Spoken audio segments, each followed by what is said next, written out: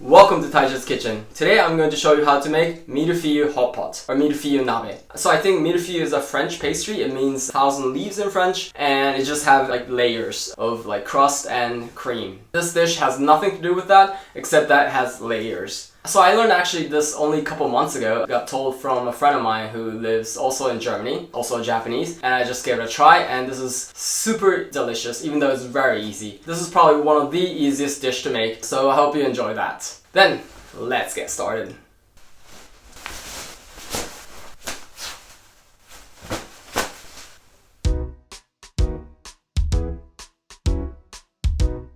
Here are the ingredients for Mille-feuille Hotpot. For the meat, we have ground up pork meat. We usually make this in Japan with thinly sliced pork meat, but it is usually not easy to find outside of Japan, so we're gonna use a regular ground up pork. For the vegetable, we have scallion and Nappa cabbage or Chinese cabbage, and we also have a clove of garlic and a piece of ginger. I like to put these in just to give a little kick to it, but you don't really need to if you don't want to. And then for the seasoning, we only have sugar and soy sauce. Very simple, so let's start preparing.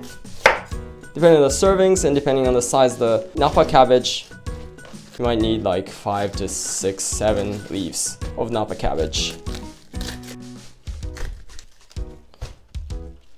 So today I'm gonna use 6. And what we're gonna do is we're gonna spread out the pork meat on the Nappa cabbage.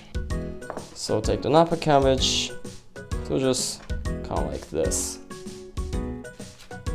And then have another layer. Another layer to it. So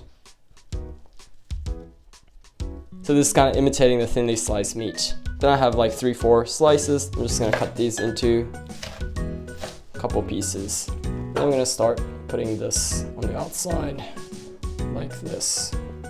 And then we're gonna be doing the same thing for the rest. If you have a thinly sliced meat, then you can just kind of lay it over the Nappa cabbage.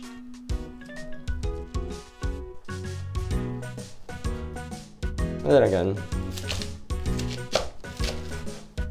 then putting a layer like here. There's no really room for this. Just try to get all the layer in, like so. So this is the mille-feuille, this is the layers. The scallion, I'm just gonna cut them into about the same length. And then put this right in the middle like this. So like this.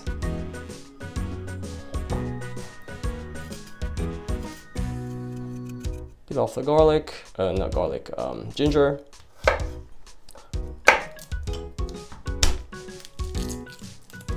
And then here, I'm gonna squeeze in the ginger, garlic I mean, and also ginger.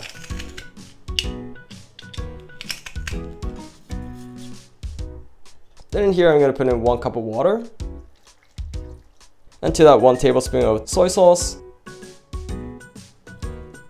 and then 2 teaspoons of sugar. So this is finished preparing, let's just cook. We're gonna turn the heat to high, and then we're gonna put the lid on, and we're gonna wait until this comes to boil. So once this has come to boil, I'm gonna take away the scum here.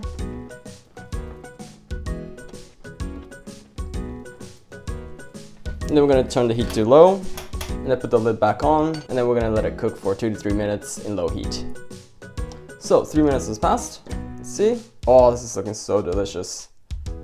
Then this is finished. Let's eat.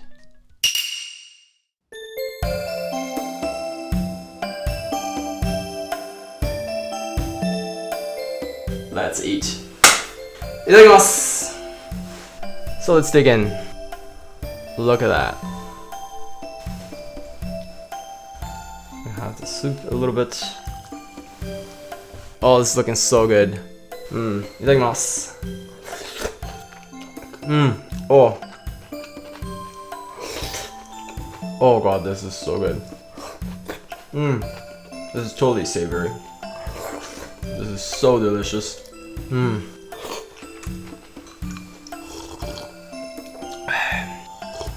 This is such a great dish.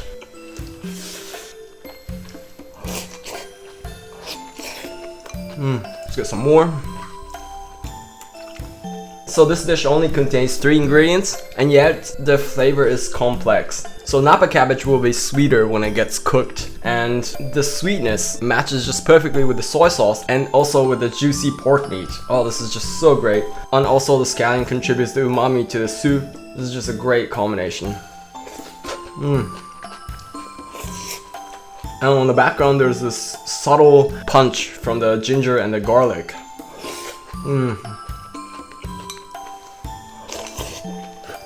Oh, this is so great. And this just matches rice so perfectly. And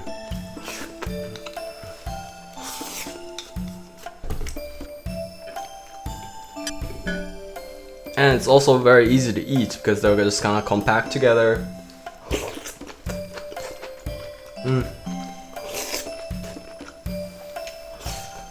Oh, this is so delicious.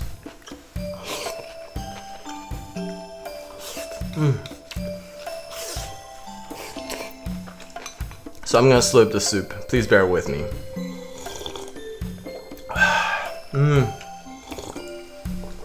Oh, this is so savory, so delicious.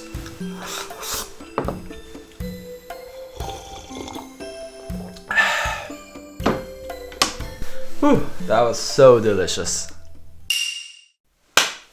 ごちそうさまでした。Oh, that was yet another delicious meal. So as you saw, this is very easy. It took me like 5 minutes to prepare, no more than 10 minutes to cook. So I made this literally under 15 minutes. You don't really need any special ingredients, and this is just so savory and warms you up from inside, so it's just perfect for a cold winter day. Oh, and don't throw this soup away. This soup is so delicious. You can put in some udon noodle to this, and then that's also a great dish. Or you can also put in rice to it, and then you have like a Japanese version of risotto. Or you can just drink it as a soup, as it is. I hope this video was informative for you. I hope it gave you some new ideas for your Japanese cooking. And if you like what you saw, please hit that like button. Then I'll see you in the next video. Bye!